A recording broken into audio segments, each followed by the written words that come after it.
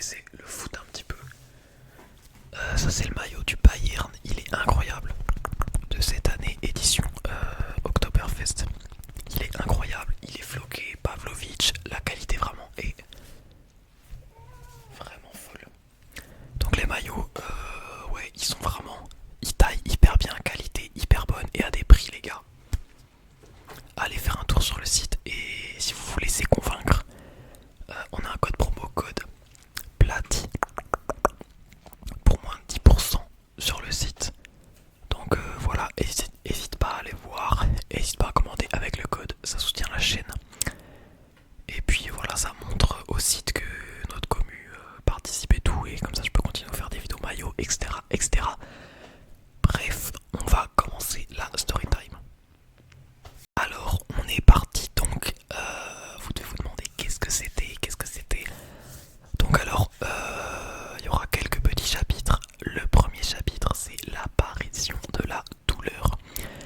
Alors en gros, et voilà, je vais vous remonter dans le temps. Donc ça se passe en 2018 je crois. Vers 2018, donc j'avais 17 ans à cette époque. Ouais je crois, ouais oui c'est ça. Le mec sait plus quand il est né. Donc en gros, je commençais à avoir des douleurs au ventre un peu, tu vois.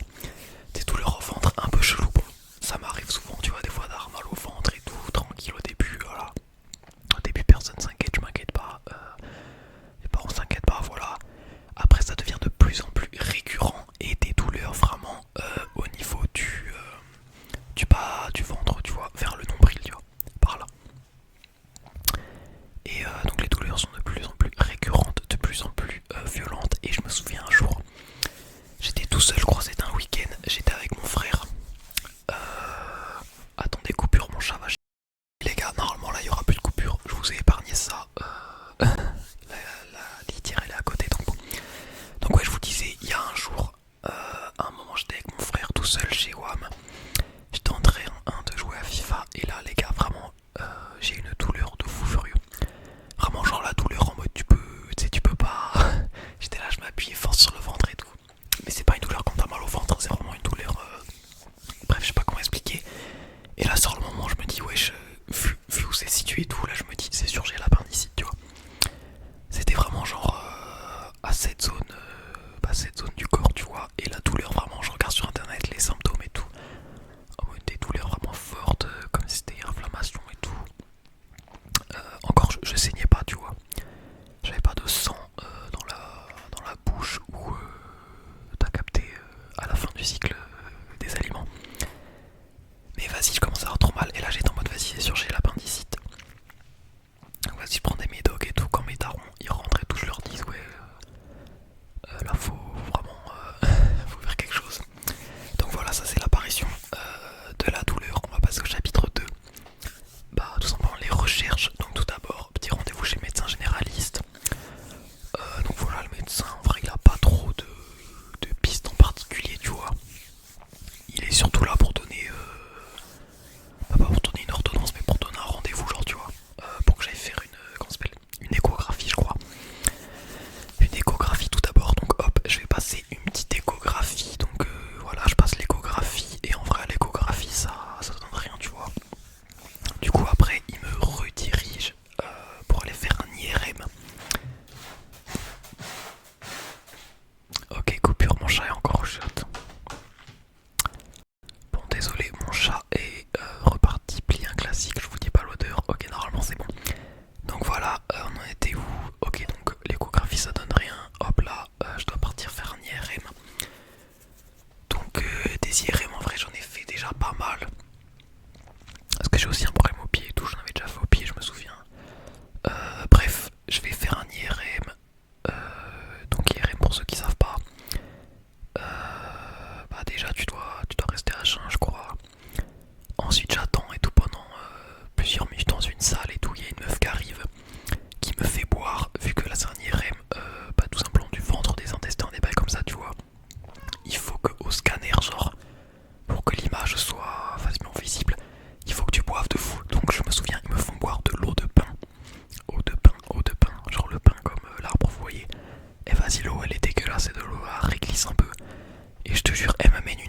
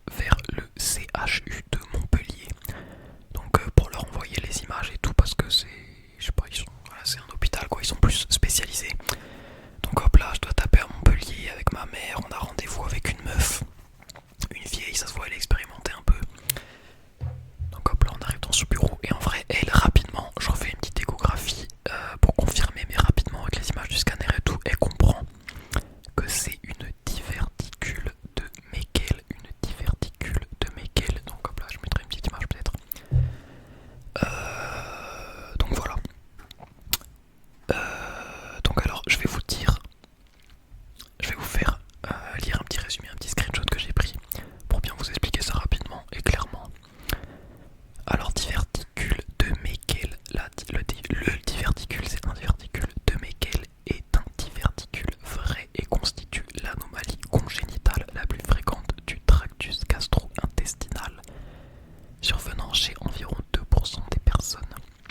Il est provoqué par une oblitération incomplète du canal vitellin et consiste en une sacculation congénitale du bord antimésenterique de l'iléon. Ça fait des mots déclencheurs. Il est habituellement localisé dans les 100 derniers centimètres de la valve iléo-caécale et contient souvent du tissu hétérotopique gastrique et ou pancréatique. Les symptômes sont rares mais comprennent hémorragie, occlusion intestinale et inflammation. Le diagnostic est difficile et comprend souvent la scintigraphie et parfois d'autres imageries. Le traitement est habituellement la résection chirurgicale. Et pour les symptômes,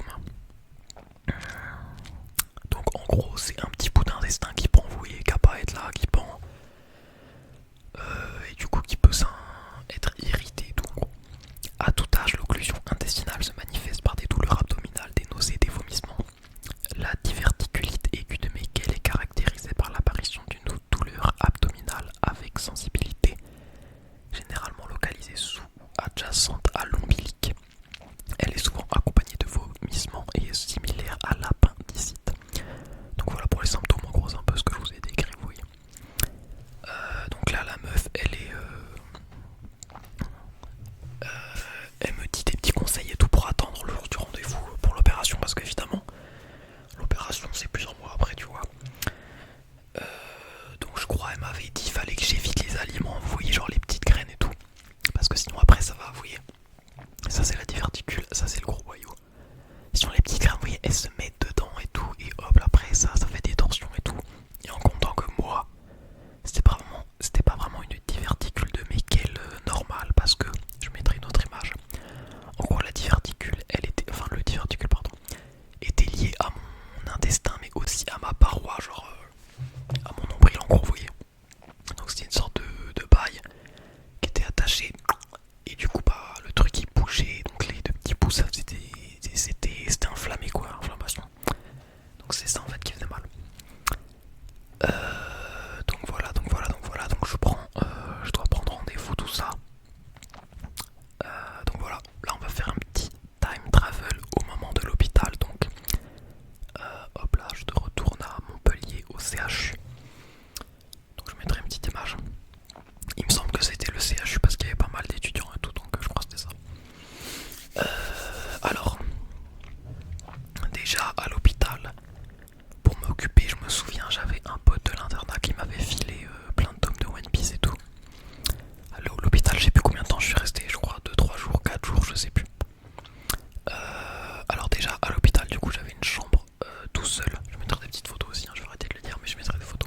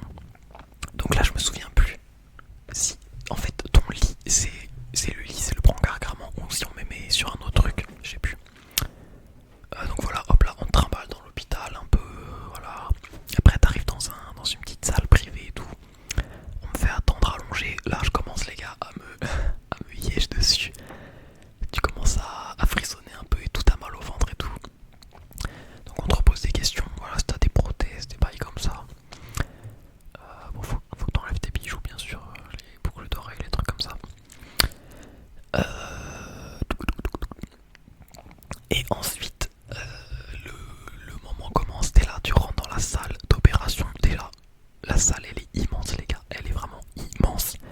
Déjà t'es choqué du nombre de personnes qu'il y a juste pour toi, genre je crois qu'il y avait au moins, je sais pas, 5, 6, 7 personnes, peut-être un truc comme ça. Et là en vrai ça va hyper vite, tu comprends rien, hop, il t'amène sous les grosses lampes là comme dans les films.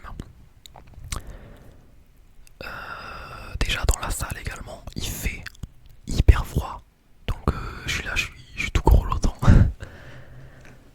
Ouais, t'es allongé et tout.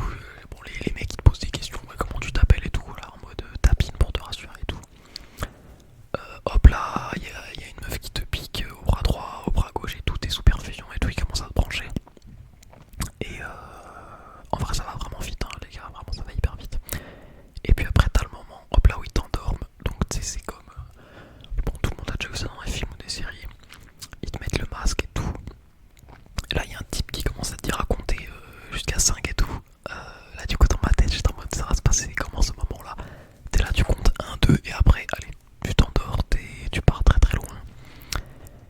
Tu pars très très très loin. Et en vrai, bah, bon, j'allais dire un truc. Évidemment, tu te réveilles pas pendant l'opération, genre. Donc, ensuite, t'es là. Je commence à me réveiller en boucle et tout dans la salle de. Tu sais pas, de réveil en gros. T'es pas directement dans ta chambre et tout, bien sûr, pour voir si tout se passe bien.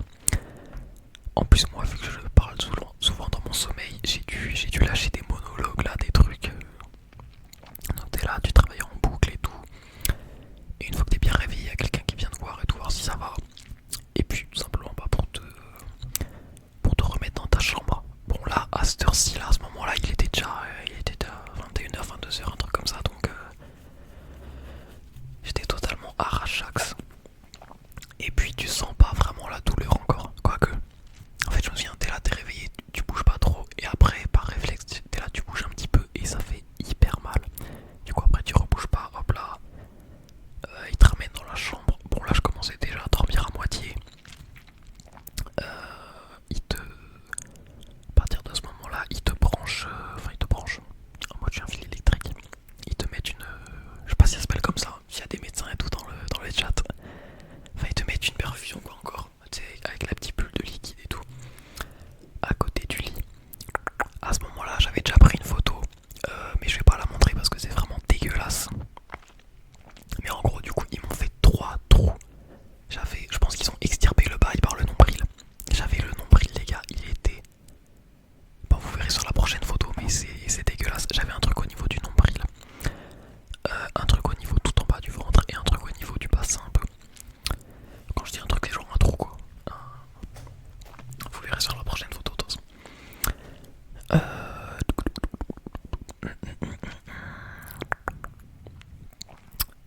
Donc voilà, on me ramène dans la chambre et tout.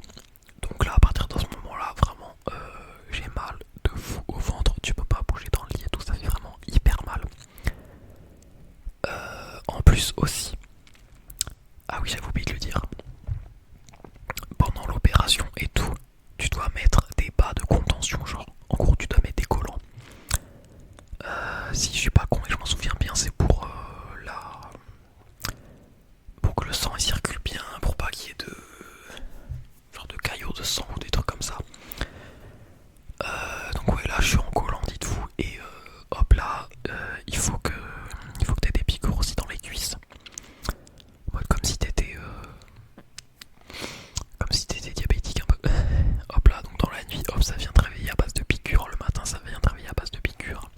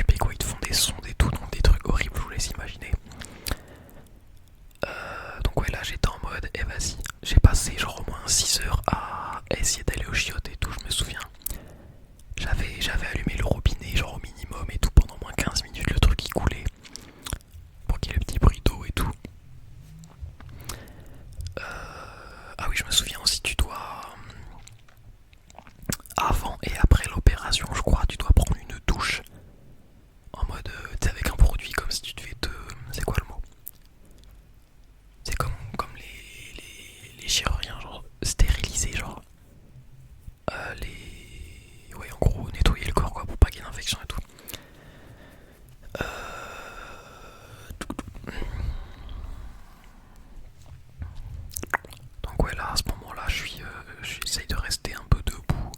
Mais bon, j'y arrive pas, donc j'alterne entre les chiottes, le lit, une chaise. Au final, mission réussie. Bon, la douleur c'est toujours très technique, mais bon, ça cicatrise quand même assez vite. Enfin, genre la phase en mode les 24 heures après l'opération, quand même la différence elle est énorme, vraiment. J'ai pas mis la première photo, c'est trop dégueulasse. Donc voilà, je crois que je reste 1 ou 2 jours après, je crois juste un jour. Histoire que bah, la douleur passe. Et donc voilà, après pour le retour, bah je me souviens j'avais un voyage en plus scolaire en terminale à Lyon. Et j'avais failli pas y aller et tout à cause de ça, mais bon au final ça va, ça cicatrise vite. Et puis le mal de ventre en vrai ça va, ça dure pas trop longtemps. Enfin le mal de ventre ouais ça fait mal partout en fait. Jusqu'au bas du ventre. Donc voilà, hop, dernier chapitre, le retour, la fin. Qu'est-ce que j'avais à dire? Ah ouais, je me souviens, mes parents ils avaient pas réussi à se garer dans un parking proche, du coup j'ai dû me taper 10 minutes de marche. Je me souviens, j'étais là, je m'accrochais à chaque voiture toutes les 5 minutes et tout, tellement j'arrivais pas à marcher. Mais en vrai ça va, l'expérience à l'hôpital était plutôt sympa.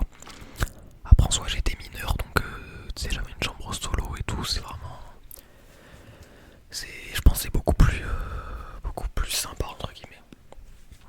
Bon attention, je dis pas que c'est bien d'être un gosse qui passe sa vie à l'hôpital, bien sûr. D'ailleurs force à vous, il y en a, ça se trouve qui regardent la vidéo alors qu'ils sont à l'hôpital. Bah voilà, écoutez, j'ai rien d'autre à dire quoi, c'était une petite vidéo, une petite anecdote. Bon ouais, c'était pas une opération de fou et tout, hein, vraiment. Mais voilà, j'avais dit que je ferais une petite vidéo sympa comme ça. Et puis en vrai, y a pas... ça fait une petite story time originale un peu. Donc j'espère que vous avez kiffé. Si vous avez trouvé ça intéressant, n'hésitez pas à le dire. Peut-être il y en a qui sont en études de médecine ou carrément qui sont médecins, un truc comme ça, soignants, un truc comme ça. N'hésitez pas à le dire. Peut-être j'ai dit des conneries, hein. Franchement j'ai une mémoire atroce et ouais, ça date quand même il y a très très longtemps, comme je vous ai dit, c'était en 2018. Donc voilà, ça date de fou. J'espère que la vidéo vous a plu. Je vais remercier bien sûr les Platypus Addicts, les producteurs de la chaîne, ceux qui ont pris la souscription. On va faire dans le sens inverse, donc on va commencer par Jojo le Dingo. Merci Jojo le Dingo et bonne nuit à toi Jojo. Bonne nuit à toi, bonne nuit à toi, bonne nuit à toi. Je souhaite une bonne nuit également à Johan. Bonne nuit Johan, passe une bonne nuit. Et évidemment Talorg, merci Talorg d'être toujours abonné. Et bonne nuit à toi Talorg, bonne nuit, bonne nuit, bonne nuit. Et également bonne nuit à vous tous qui avez regardé cette vidéo. N'hésitez